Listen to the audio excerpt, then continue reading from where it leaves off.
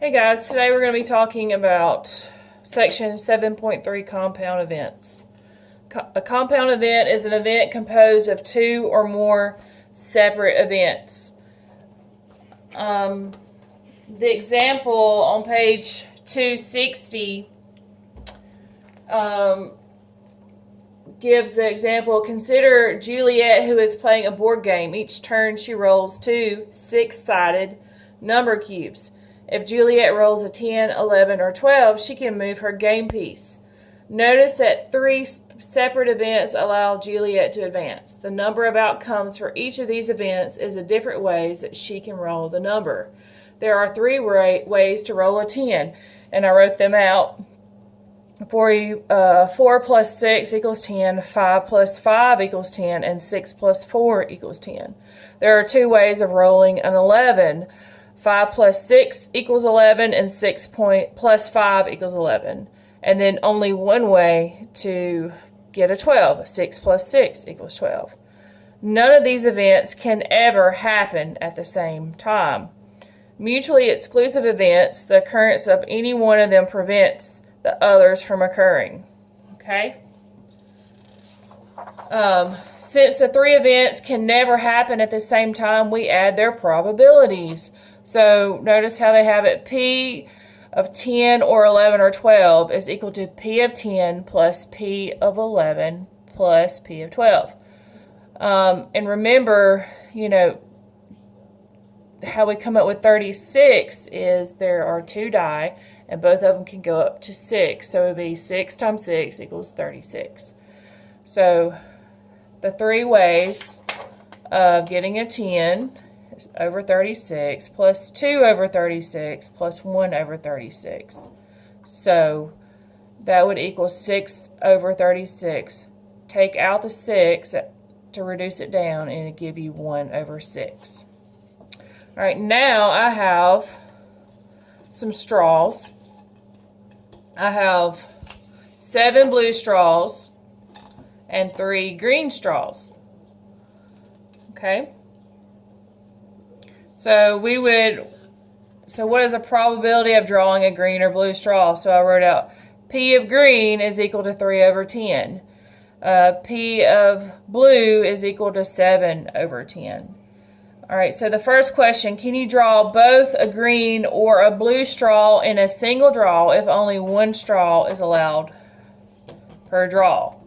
So no, you can't draw a green and a blue straw at the same time if you're only allowed to draw one straw at one time. All right, what is the probability of drawing a green or a blue straw? So what are the chances of drawing a green or a blue straw? So you would take 3 of 10 plus 7 over 10 is equal to 10 over 10. All right, so it's a 1. So that means if it's a 1, there's a 100% chance that I am going to draw either a green or a blue straw. Okay. All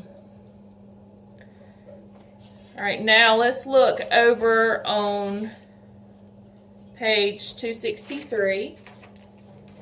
And I'd recorded this video earlier and worked the problems out with you, but I did not have the paper centered well, and it cut off some of the work. So make sure it's still up here.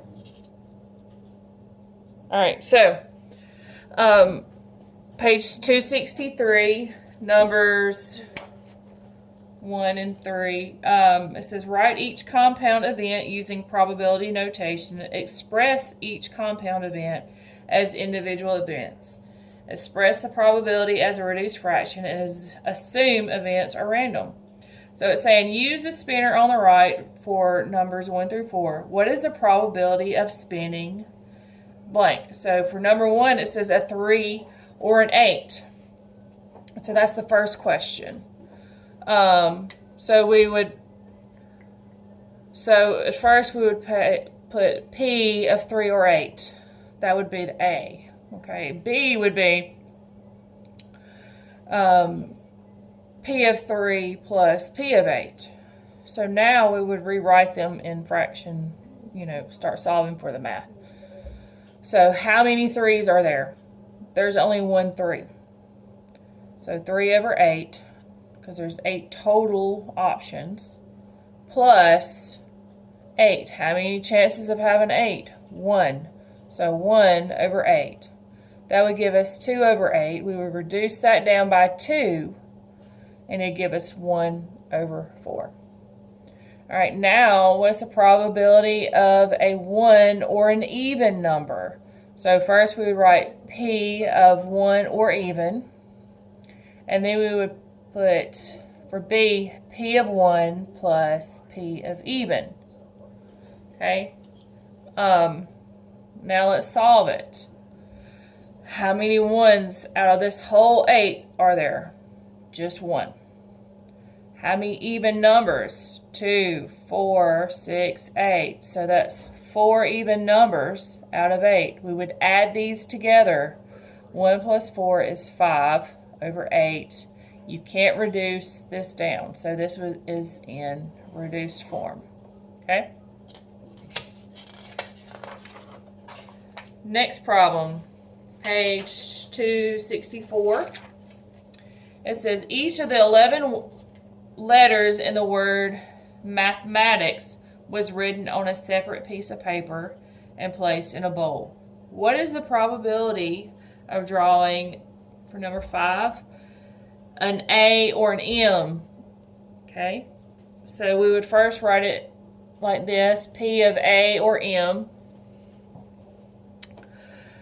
And then for B, we would put P of A plus P of M. For C, we would put how many A's are there? There's 1, 2 A's over 11. They told us there were 11 letters. If you do not know the number to put on the bottom for the denominator, then you would count up all the different options, remember? All right, an M, how many M's? 1, 2. 2 over 11. So 2 over 11 plus 2 over 11 is equal to 4 over 11. We cannot reduce this down anymore. All right, for number 7, it says a vowel or an H. Okay, so we put P of vowel or H. For B, we'd put P of vowel plus P of H. All right, so next we would count up how many vowels. There's 1, 2, 3, 4. So we'd put 4 over 11 plus how many H's? Just 1. So 1 over 11. 4 plus 1 is equal to 5 over 11. And that cannot be reduced anymore. Okay. All right. On page 13, number 13 on page 264, it says a stack of arithmetic flashcards contains 20 addition cards, 35 multiplication cards, 10 subtraction cards, and 5 division cards. What is the probability of, for number 13, of drawing a multiplication or a division card? So we would write P of multiplication or division for A. For B, we put P of multiplication plus P of division. And I do not care if you abbreviate some words as long as I can figure out what they are, okay? So the first step, they did not give us the total of cards here like they did that gave us the total of letters in mathematics. So you would have to add them up. So 20 plus 35 plus 10 plus 5. That come up with 70. So we know the total number of cards is 70. That is going to be our denominator. So the first question, P of multiplication cards. So we would put 35 over 70 plus P of division would be 5 over 70. We add these up. 35 plus 5 is 40 over 70. We can reduce this down. We can take out the 10, and it would give us 4 over 7. For the next one, a division card or a subtraction card. So we would write out P of division or subtraction, and then we would put P of division plus P of subtraction. All right, so there are 5 division cards. We already know our total, so it would be 5 over 70 plus subtraction. There are 10 subtraction cards, so 10 over 70 is equal to 15 over 70. We can reduce this down and take out the 5. 15 divided by 5 is 3. 70 divided by 5 is 14.